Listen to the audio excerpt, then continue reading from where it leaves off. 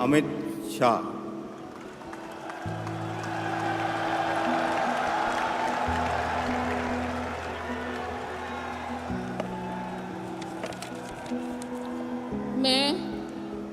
मैं अमित अनिल चंद्र शाह ईश्वर की शपथ लेता हूं कि मैं विधि द्वारा स्थापित भारत के संविधान के प्रति सच्ची श्रद्धा और निष्ठा रखूंगा। मैं भारत की प्रभुता और अखंडता अक्षुण्ण रखूंगा।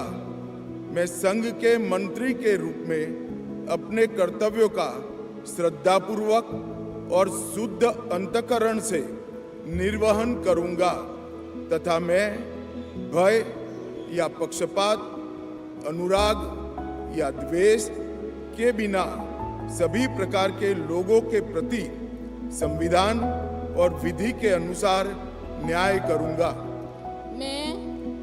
मैं अमित अनिल चंद्र शाह ईश्वर की शपथ लेता हूं कि जो विषय संघ के मंत्री के रूप में मेरे विचार के लिए लाया जाएगा अथवा मुझे ज्ञात होगा, उसे किसी व्यक्ति या व्यक्तियों को तब तक के सिवाय जबकि ऐसे मंत्री के रूप में अपने कर्तव्यों के सम्यक निर्वहन के लिए ऐसा करना अपेक्षित न हो, मैं प्रत्यक्ष अथवा अप्रत्यक्ष रूप से संसूचित या प्रकट नहीं करूंगा।